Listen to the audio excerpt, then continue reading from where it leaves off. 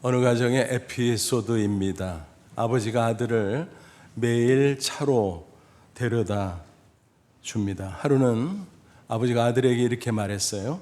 아들, 아빠가 나중에 늙으면 그때는 아들이 차 태워줘야 돼. 그래서 아들이 이렇게 대답을 했다고 합니다. 아빠 걱정 마. 그때쯤이면 자율주행 자동차가 나오니까. 맞는 말이기는 하죠. 하지만은 어쩐지 기분이 꿀꿀하더랍니다. 우스갯소리 같지만 요즘 세태를 반영하는 에피소드가 아닌가 생각합니다. 이제는 자식들이 부모를 부양해야 된다.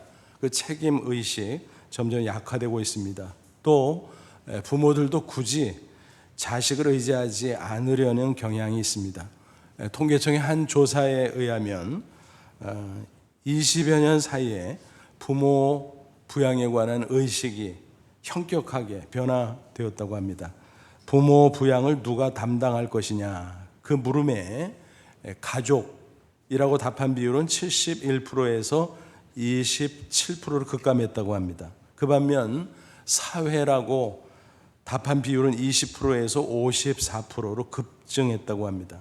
그러니까 점점 세태가 어떻게 되는 거예요? 부모를 모시는 것을 꺼리는 방향으로 변하고 있구나 하는 것을 가늠할 수 있습니다. 이는 사도 바울이 증거한 대로 말세 징조 그대로 나타나는 현상입니다. 디모데후서 3장 1절 2절 너는 이것을 알라. 말세 고통하는 때가 이르러 사람들이 자기를 사랑하며 이기적이 된다는 거죠. 돈을 사랑하며 배금주의, 또 자랑하며 교만하며 비방하며 아주 오만방자해진다는 거죠.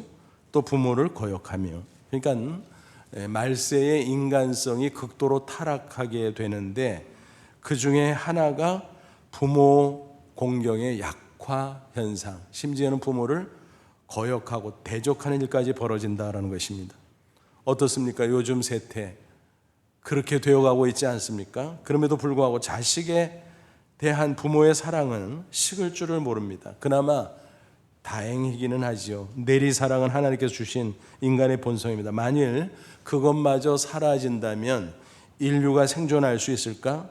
없겠죠. 성경은 자식 사랑을 강조하는 동시에 부모 공경을 거듭 강조하고 있습니다. 아무리 세태가 변하고 세상이 타락한다고 할지라도 부모 공경은 하나님께서 정해 놓으신 변치 않는 계명이라는 사실입니다. 성경 도처에서 누누이 강조하는 말씀입니다. 따라서 세상 사람들은 어찌하든 적어도 하나님을 경외하는 우리 그리스도인들은 부모 공경의 신앙이 있어야 된다.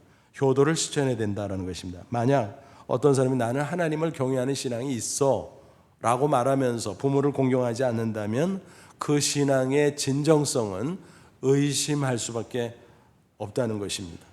부모 공경과 하나님 경외의 신앙 상관관계가 어떨까 생각해 보니까 간단하게 이렇게 설명할 수 있을 것 같아요. 수학적으로 하나님 경외를 이렇게 큰 원이라고 한번 생각해 보세요.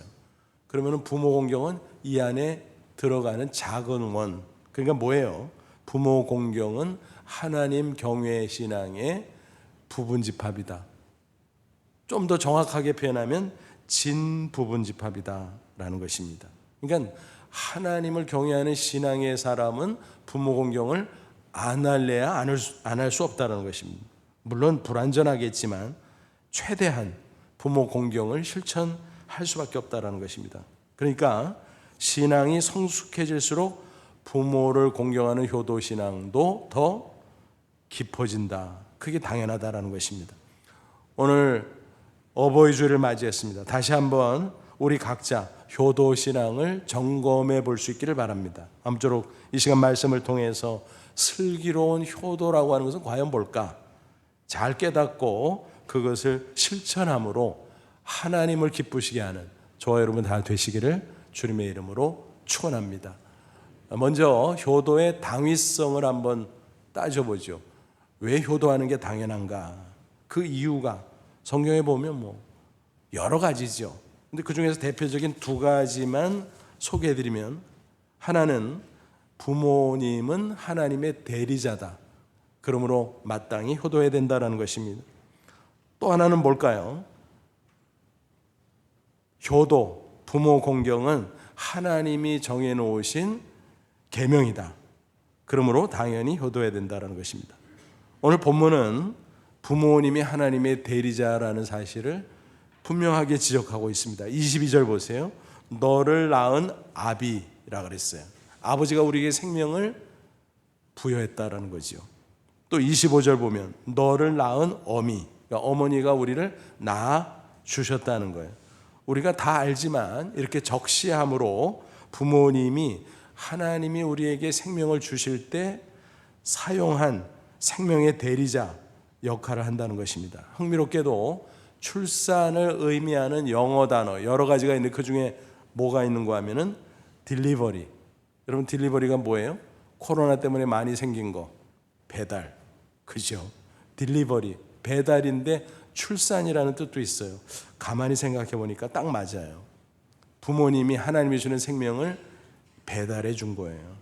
그게 없었다면 우리는 결코 이 세상에 태어날 수가 없었을 것입니다. 그뿐인가요?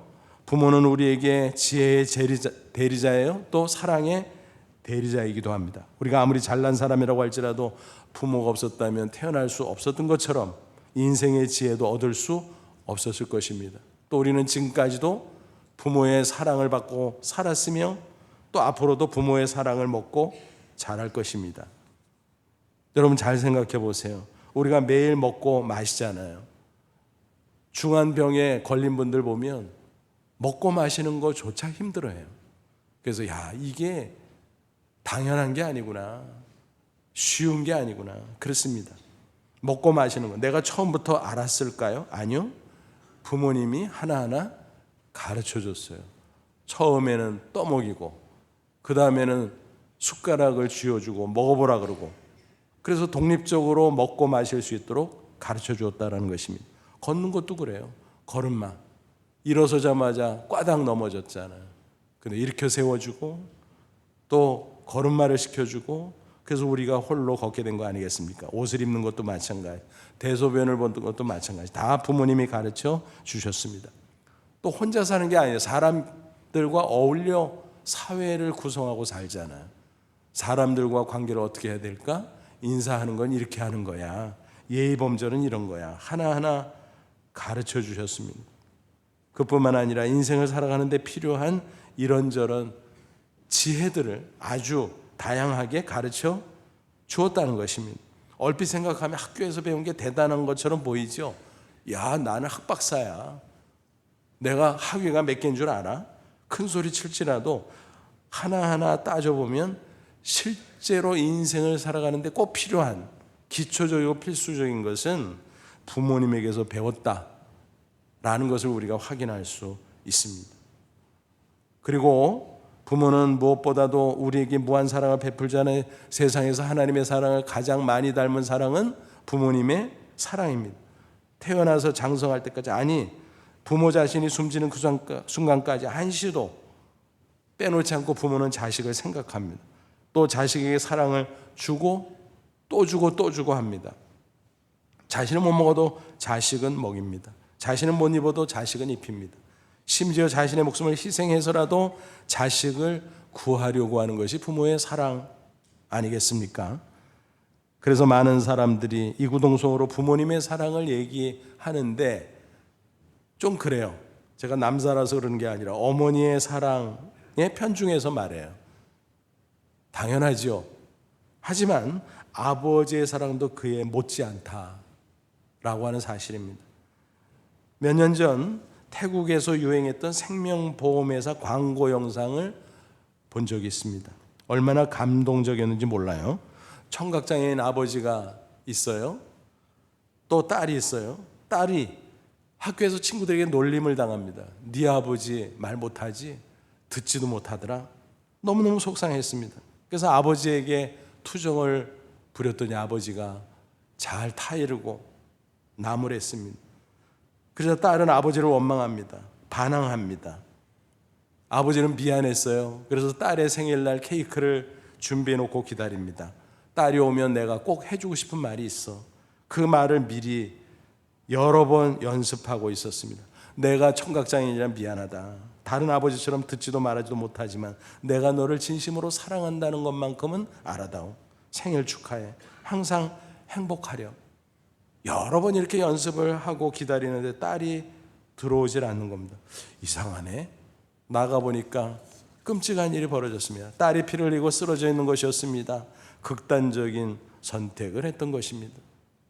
급히 병원으로 데려갑니다. 그리고 의사에게 눈물로 간청합니다. 선생님, 제발 제 딸을 살려주세요.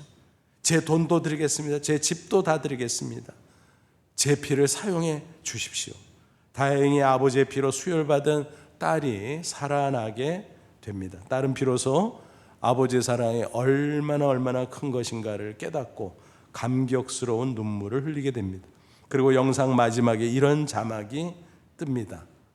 세상에 완벽한 아버지는 없습니다. 그러나 아버지는 항상 완벽한 사랑을 합니다. 다시 한번 말씀드리죠. 세상에 완벽한 아버지는 없습니다. 그러나 아버지는 항상 완벽하게 사랑합니다. 맞습니다. 부모님은 하나님의 대리자예요. 또 하나 이유가 뭐라 그랬어요? 효도는요, 하나님의 계명이기 때문에 우리는 당연히 실천해야 됩니다. 효도 계명 어디에 있습니까? 성경 도처이지만 특별히 십계명 가운데 아주 중요한 위치를 점하고 있어요. 잘 아시는 십계명은 두 파트로 나눠지잖아요. 전반부는 1계명부터 4계명. 거기는 뭐가 있어요? 하나님과의 관계 속에서 하나님 사랑을 실천하라는 계명입니다. 그래서 수직적 계명이라고 부르기도 하죠. 대신 계명이라고 부르기도 합니다. 그리고 후반부는 뭐지요? 5계명부터 10계명. 이것은 인간관계 속에서 실천할 계명, 이웃사랑에 관한 수평적 계명입니다. 그런데 이 후반부에서 제일 먼저 나오는 5계명 뭡니까? 부모 공경의 계명, 효도 계명인 것입니다. 출애굽기 20장 12절은 증거합니다. 내 부모를 공경하라. 그리하면 내 하나님 여호와가 내게 준 땅에서 내 생명이 길리라 그랬습니다. 부모 공경, 즉 효도는 대인관계 속에서 지킬 첫 번째 계명, 으뜸 계명이라는 것입니다. 그래서 종교학자 마르틴 루터는 뭐라고 말했나요? 부모는 하나님 다음으로 높여드려야 한다. 맞습니다. 그러므로 저와 여러분 효도가 하나님을 경외하는 그리스도인에게 필수적인 실천사항이라는 사실을 꼭 명심하시기를 바랍니다. 그럼 구체적으로 어떻게 효도하면 좋을지 그 방법을 살펴보지요. 3가지로 요약해보죠. 부모님께 순종하고 부모님을 공경하고 또 부모님을 부양하는 것입니다. 하나씩 간단간단 살펴보면서 첫째, 부모님께 순종해야 됩니다. 22절 상반절 다시 보면 너 낳은 아비에게 청종하고 그랬습니다. 부모님은 인생의 선 경험자라 지혜가 많습니다. 무엇보다도 자식이 잘 되기를 바라는 간절한 마음이 있습니다. 그러므로 부모님의 말씀에 순종하는 것은 마땅할 뿐만이 아니라 자식들에게 유익합니다. 물론 부모님도 인간이기 때문에 이따금 틀린 말씀을 할 때도 있어요. 좌로우로 치우칠 때도 있어요. 그래서 성경은 뭐라고 말씀하죠? 에베소 6장 1절 사도 바울은 5계명을 인용하고 응용하면서 이렇게 증거합니다. 자녀들아 주 안에서 너희 부모에게 순종하라. 이것이 옳으니라. 주 안에서 그냥 순종하라가 아니라 주 안에서. 무슨 말씀이에요? 하나님의 말씀이 상위법이다라는 겁니다. 그러므로 하나님의 말씀과 부모님의 말씀이 상충될 때는 먼저 하나님의 말씀에 순종하라. 그게 결과적으로는 부모 순종이 된다라는 것입니다. 때때로 그런 경우가 있죠. 하지만 어디까지나 부모님의 중심은 뭐예요? 자식을 위하는 거예요. 본인이 판단을 잘못했지만 중심은 자식을 위하는 마음이에요. 그러므로 부모님을 존중하면서 지혜롭게 처신해야 합니다. 끝까지 공손한 태도를 유지해야 된다는 것입니다. 겸연쩍지만 저의 간증을 잠시 나누고자 합니다. 제가 대학원 석사과정을 졸업하고 하나님의 부르심을 분명하게 받았습니다. 그래서 이제 군대 갔다 와서 신학교에 입학하자, 그렇게 결단을 하고 집에 말했습니다. 난리가 났습니다. 어머니가 심각하게 반대를 했습니다. 그도 그럴 것이, 어려서부터 어머니는 외삼촌이 이루지 못한 꿈을 저에게 투사해서 이루고자 했습니다. 그래서 노래를 불렀어요. 너는 법대 판사, 법대 판사. 저도 그러는 줄 알았어요. 근데 고등학교 딱 올라가서 프랑스어를 배우기 시작하는데 너무너무 좋은 거예요. 야, 이거다. 난 이거 할 거야.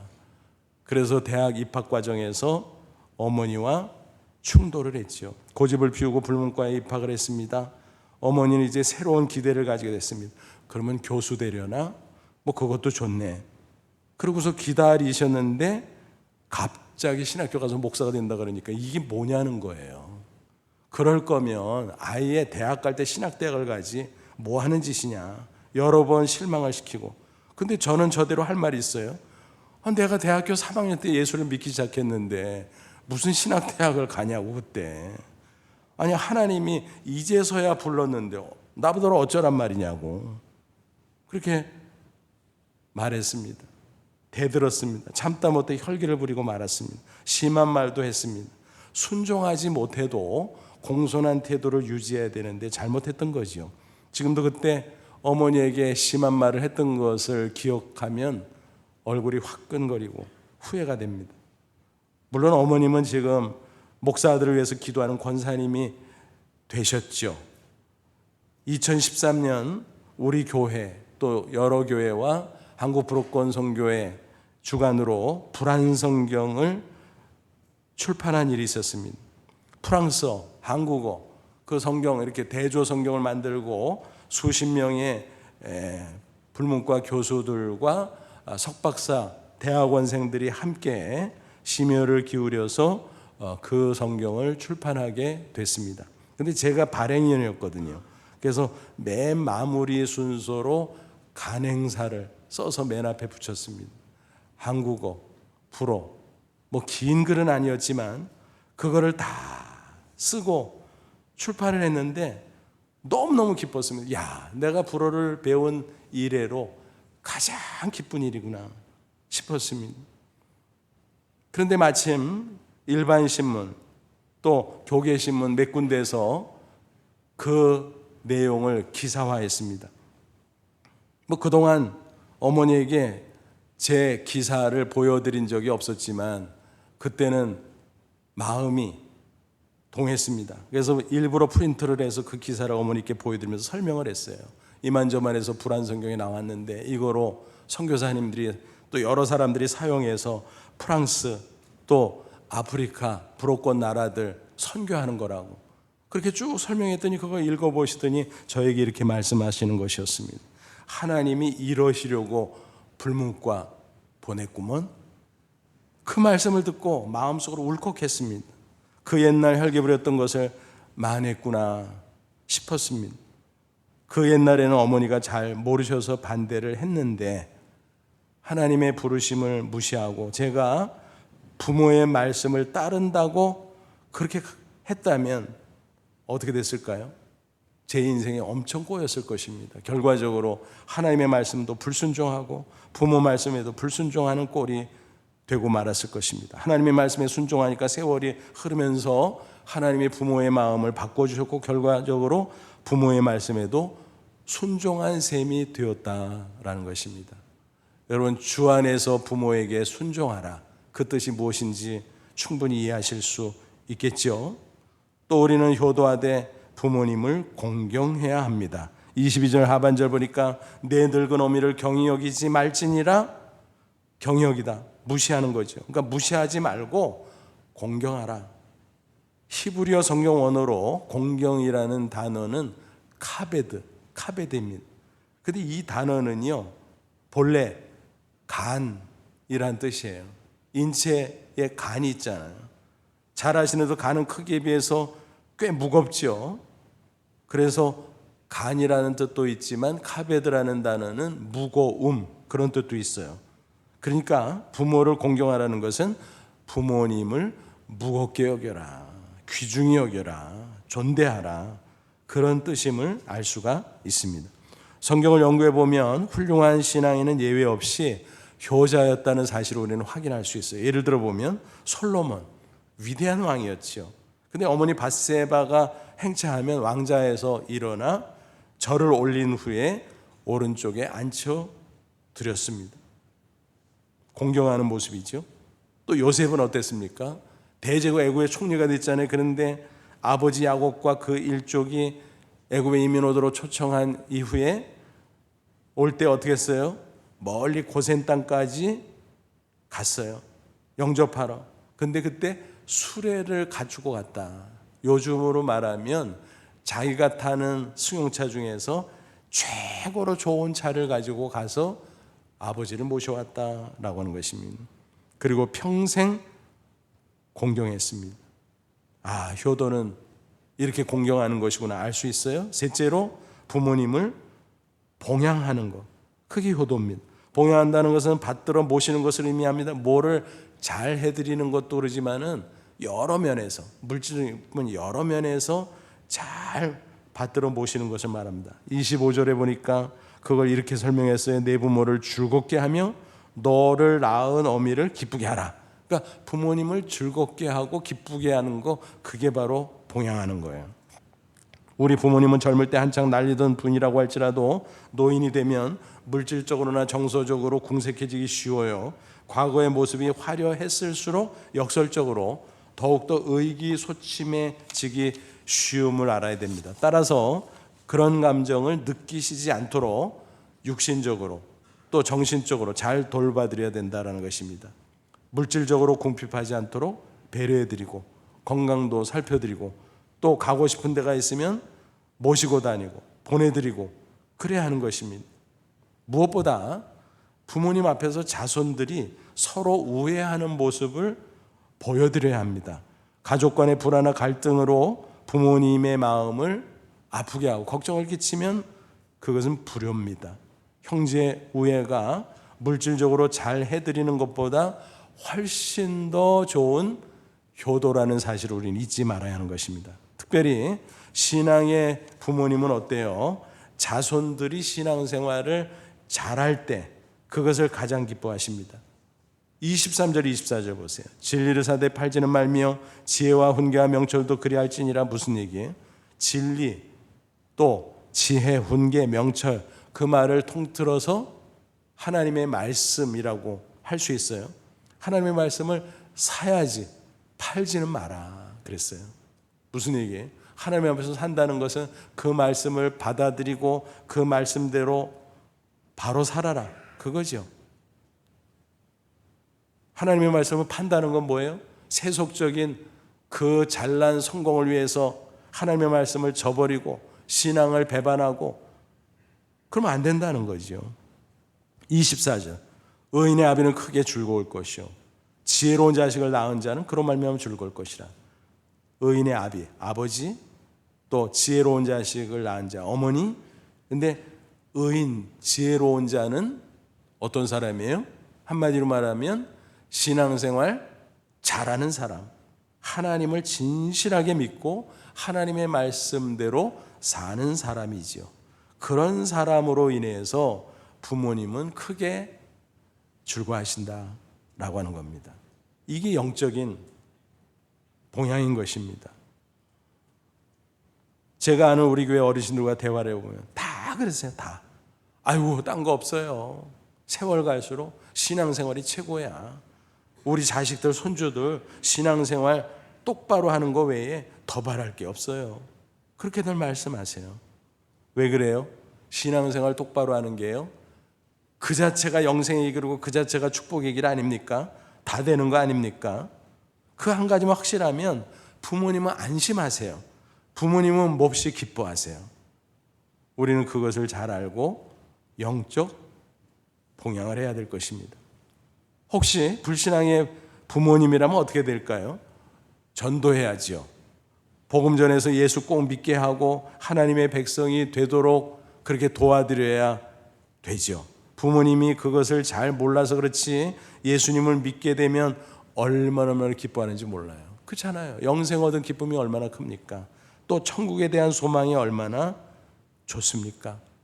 또 남은 생에도 하나님을 아버지 삼고 사니까 얼마나 복되고 아름다워요. 우리 교회 성도들 가운데 이런 말씀을 전할 때 그것을 잘 받아서 부모님을 전도하는 그 실천자들이 꽤 많이 계세요. 어느 집사님 생각이 납니다. 그분은 이런 설교를 듣다가 어느 날 예배 시간에 꽉 찔렸어요. 나는 부모님을 전도를 못했구나. 근데 부모님이 저 시골 고향에 계신 거예요. 왔다 갔다 하기가 어렵지 않아요. 자주 찾아뵙지 못하잖아요. 생활이 있으니까. 그래도 결단하고 이제 여러 번 찾아뵈면서 부모님에게 복음을 전했어요. 그래서 결국 부모님이 고향교회에 등록하고 출석을 했고 나중에는 예수님을 영접하고 세례를 받게 되었다는 것입니다. 그 간증을 저에게 해줘서 제가 집사님 진짜 잘했어요. 칭찬해드리고 격려하고 최고의 효도를 하셨다고 말씀을 드린 적이 있습니다. 뭐 이런 사례들은요 무지무지 많아요. 어떤 가정에서는 급히 연락이 와요. 아유 우리 아버님 우리 어머님이 너무너무 아프시고 연로하신 가운데 아무래도 목사님이 와서 좀 복음 좀 전해주세요. 그리고 영접기도 좀 시켜주세요. 그러면은 찾아갑니다. 그러면은 참 그게 만만치가 않아요. 평생 예수 믿지 않던 어른이 마음을 열고 예수님 영접한다는 게 쉬운 일은 아니에요. 인간적으로 잘 설명한다고 하지만 그런다고 예수를 쉽게 믿는 것은 아니거든요. 결국은 기도하는 가운데 성령께서 도와주셔야 돼요. 물론 하나님의 택한 백성은 당연히 그렇게 해 주시지요. 심한 경우는 이런 경우도 있어요. 병원에 입원했다는 소식을 듣고 찾아갔는데 목사가 오니까 쳐다보기는커녕 돌아앉아요. 어떡합니까? 그냥 돌아앉을 뿐만이 아니라 또 신호를 보내. 왜 왔냐 이거지. 기분 나쁘다 이거지. 상대하기 싫다 이거지. 근데 갔는데 물러설 수는 없잖아요. 그러면 잘 달래드려야 되잖아요. 말을 걸고. 그래서 돌아와서 앉고 마주 앉게 하고 그 다음에 말씀을 잘 듣도록 이렇게 또 배려를 하고 또 그렇게 또 받아달라고 말씀도 드리고 그리고 복음을 쉽게 설명을 해줘야 되잖아요. 그러면 마음을 열고 예수를 믿는 경우가 있어요. 그러면 영접기도 결신기도 같이 하고 또 치유기도 축복기도 해드리고 그리고 이게 딱 틈이 보이면 오늘 온 김에 세례 받으시면 좋은데 세례 받는 것은 계약서 도장 찍는 거랑 똑같은데요. 하나님 백성, 천국 백성 됐다는 거 표시해드리는 건데 해드릴까요? 그러면 해달래요. 근데 어떤 때는 미리 준비를 하는데 준비를 못하는 게 휴대용 세례기가 있거든요. 근데 그거를 미처 준비하지 못하면 그렇다고 못해요? 종이컵에다가 물 받아다가 하면 되는 거지. 그래가지고 세례를 드리는 경우가 있어요. 근데 기가 막힌 것은 며칠 후에 연락 오는 경우가 있어요. 며칠 후에. 우리 아버지 돌아가셨어요. 우리 어머니 돌아가셨어요. 장례식을 치르면 어떻게 될까요? 슬퍼하지 않아요, 유족들이? 정이 없어서 그럴까요? 아니요. 기쁨이 훨씬 더 크기 때문에 그래요. 우리 아버지 천국 갔어. 우리 어머니 천국 갔어. 돌아가실 때 너무너무 평안하게 가셨어. 막 그런 간증을 해요. 가족 중에서 어떤 사람은 우리 아버지의 꿈에 나타나서 야, 나 천국 가는데 너무 좋다야. 잠시 후에 보자야. 여러분 얼마나 놀라운 간증들이 많은지 몰라요. 이게 불신앙의 부모님에게 영적으로 봉양해 드리는 거예요.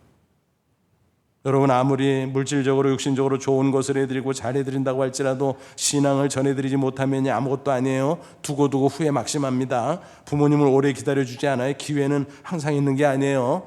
당장 하세요. 오늘 어버이주일에다가 또 어버이날 따블이야 따블. 여러분 당장 하십시오. 오늘 좋은 선물해드리고 맛있는 음식 대접해드리는 그것도 효도지만 그것도 좋지만 영적인 봉양 꼭 하시 바랍니다. 복음을 전해주는 것 그것이 최고의 효도인 줄로 믿습니다. 아무쪼록 오늘 말씀대로 부모님께 순종하고 부모님을 공경하고 부모님을 봉양함으로 하나님을 기쁘시게 하는 저와 여러분 되시기를 축원합니다. 그런데 여러분, 한 가지 우리가 놓치지 말아야 될 중요한 사실이 있어요. 효도를 잘하는 사람에게 하나님께서 특별 보너스를 주신다는 사실입니다. 부모 공경, 효도 뭐예요? 당연한 거예요. 뭐 바라고 해요?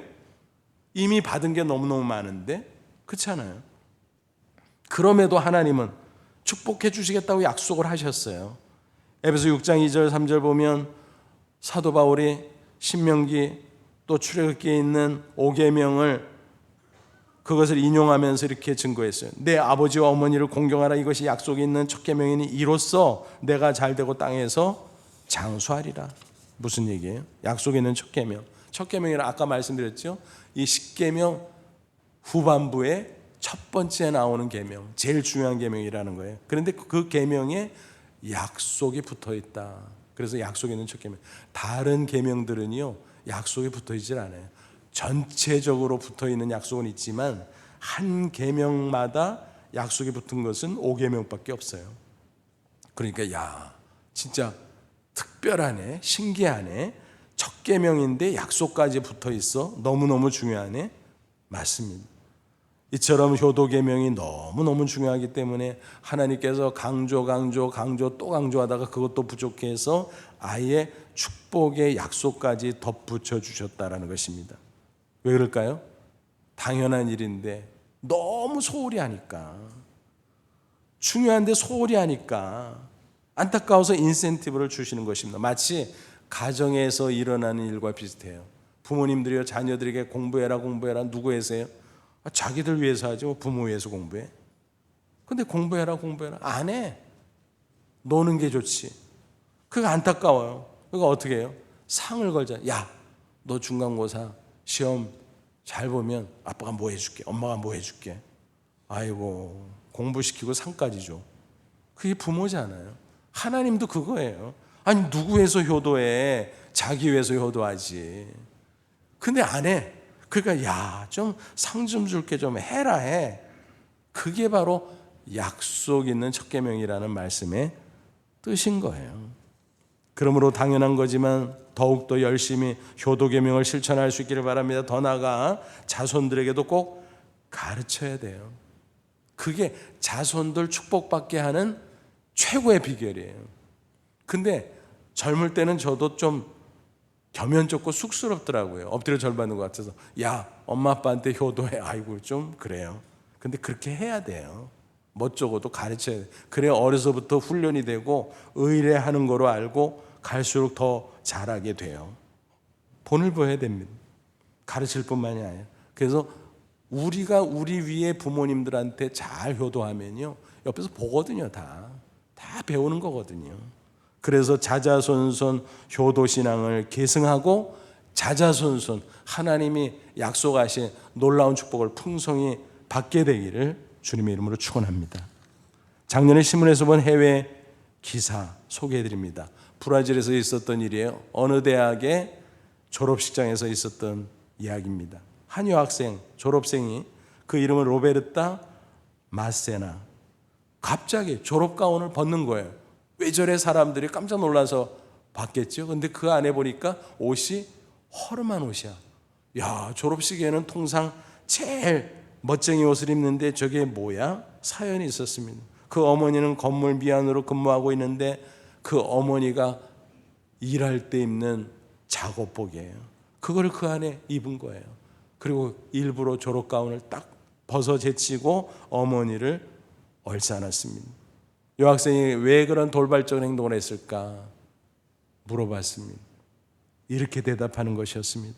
어머니는 정말 훌륭한 분이에요. 내가 어머니를 얼마나 자랑스럽게 생각하는지 보여주고 싶었습니다.